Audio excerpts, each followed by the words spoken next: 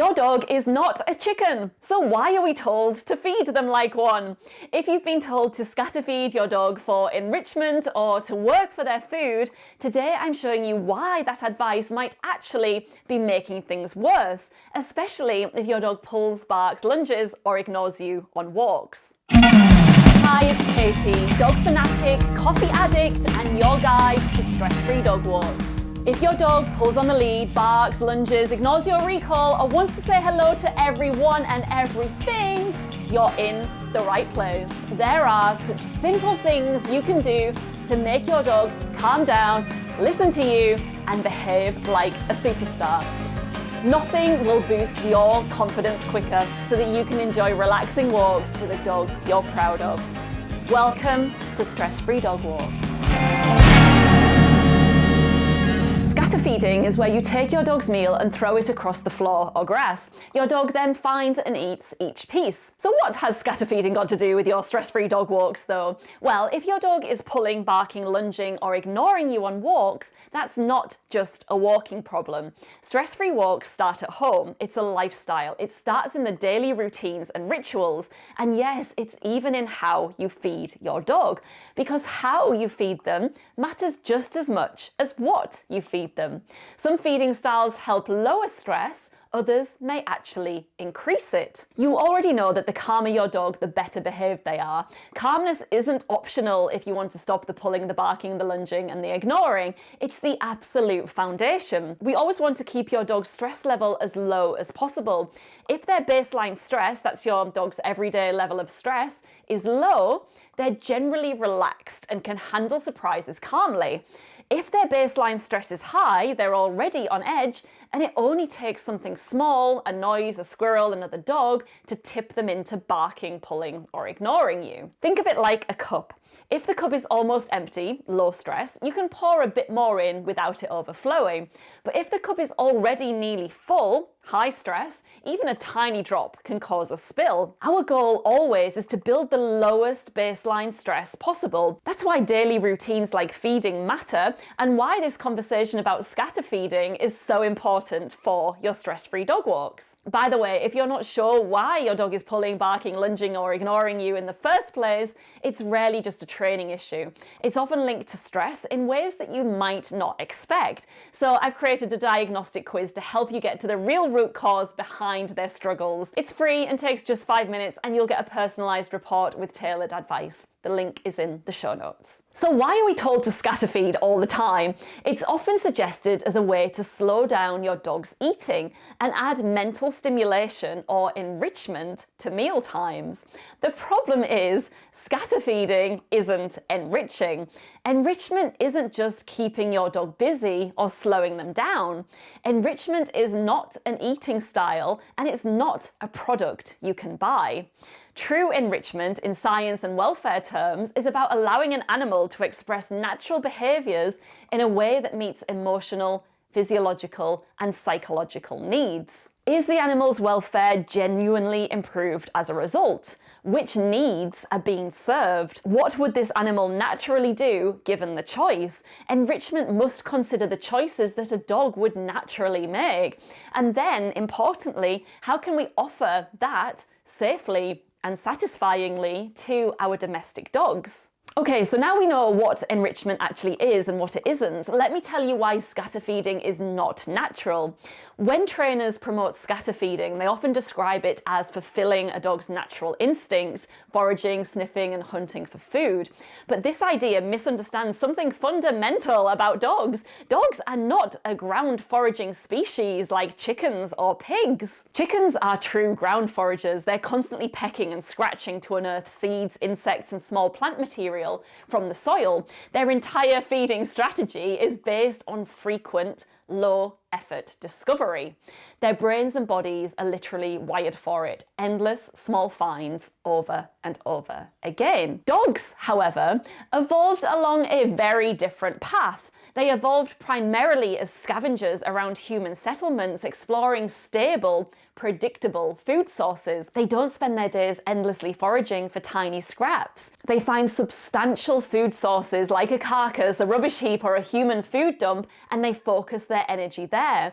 They move purposefully between these known reliable food sites, not wandering around randomly hoping to stumble across a bit of food. Their brains are wired for these structured, deliberate finds, not for aimless ground searching like a chicken or a pig. So do you see how scatter feeding risks turning meal times into an unfulfilling, frustrating task? I took that well-meaning advice and fed Fifi this way, and then one day I stopped. It was the day that I tried feeding Lau like that, and he panicked. He was like a demented vacuum cleaner on a short circuit, desperately scooping up food like his life depended on it. And let's face it, it did. It's food. Our lives do depend on food. If we don't eat, we die. And so if it's difficult to eat, frustrating to eat, it is a risk to our very survival. And dogs know that.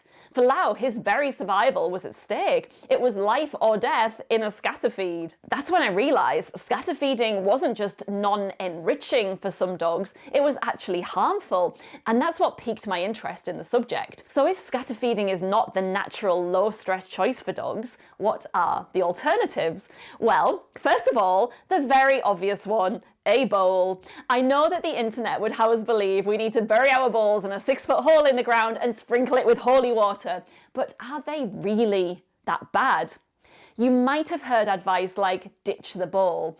At its core, the movement had a good intention to stop meal times from being mindless, passive experiences, and so we were encouraged to use our dog's meal allowance in training sessions or to scatter feed or deliver it via a puzzle toy or a slow feeder. But by doing so, we run the risk of creating frustration or, with dogs like Lau, panic. That contributes to stress, not stress-free walks. Dogs are biologically wired to eat their meals quickly and in as few bites as possible, and a bowl allows for this. Not a slow bowl or frozen in a bowl, just a regular bowl. If your dog's at risk of vomiting, regurgitation, choking or bloat, then I'd be looking beyond the feeding style into what's going on internally, their physical health and stress levels, as well as eating posture before following this advice. So that's the first alternative. Feeding from a bowl, crazy, I know. Another alternative, well, scatter feeding is often recommended under the misunderstanding that it mimics a dog's natural foraging behaviour. But as we explored, that's not quite accurate. Naturally, dogs are more likely to find small carcasses of food waste in a dump. So can you hide several caches of food for them to find? Put one high, one low, one out of sight. Use boxes to recreate the going through the human rubbish pile effect. They're not just pecking food from the ground, they're using their nose to locate the packet, and they're problem solving to eat the stash inside. Again, beware of frustration though, don't make it challenging. Hungry dogs are like hungry humans, nobody wants them. Remember, dogs move purposefully between known, reliable food sources rather than searching randomly across the environment. So choose a couple of predictable spots in the house or garden to alternate between. This more closely mirrors the kind of focused, purposeful food seeking that fits their natural eating style. Structured, rewarding, discovery. They find it, they consume it. It helps fulfill find and acquire instincts calmly and confidently. All right. Scatter feeding bypasses the style of eating that dogs are wired for, sometimes leading to frustration, panic, or anxiety instead of enrichment. Real enrichment, real satisfaction comes from fulfilling dogs' natural behaviours, not just keeping them occupied or busy. Dogs aren't ground foragers like chickens or pigs. How we feed them matters because it affects their baseline stress levels, not just for the 5 minutes while they eat, but all day long, including out there on your walks. Calm walks start at home.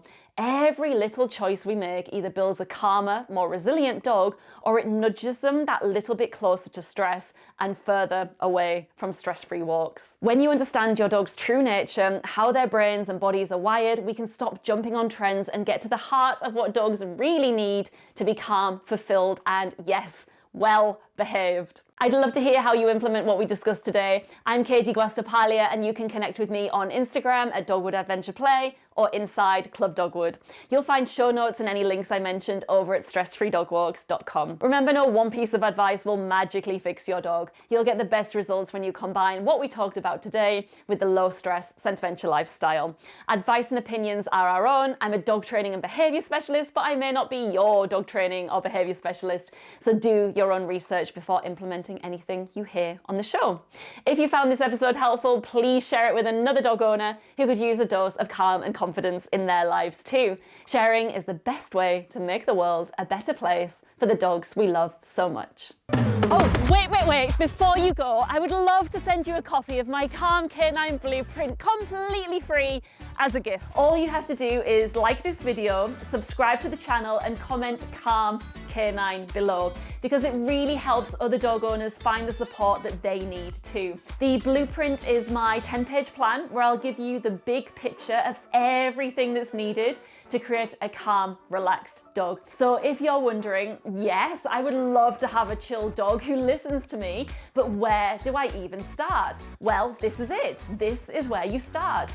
It also includes a soothing, calming audio track for you and your dog to listen to together. And so it's ideal for winding down after a stressful day, a difficult walk, or preparing your dog to switch off for the evening. When you're calm, your dog naturally mirrors your energy. It's one of our best audios, but I will unlock access for you for free, along with the entire blueprint. I know, crazy, I know. So just like this video, subscribe to the channel, and comment Calm Canine below. Take a screenshot of your comment and then head over to stressfreedogwalks.com/comment to upload it. And then I'll send you the Calm Canine Blueprint and audio track free. Again, head over to stressfreedogwalks.com/comment to upload your screenshot and get access. Thanks so much for all your support, and I can't wait to hear how the show has helped you.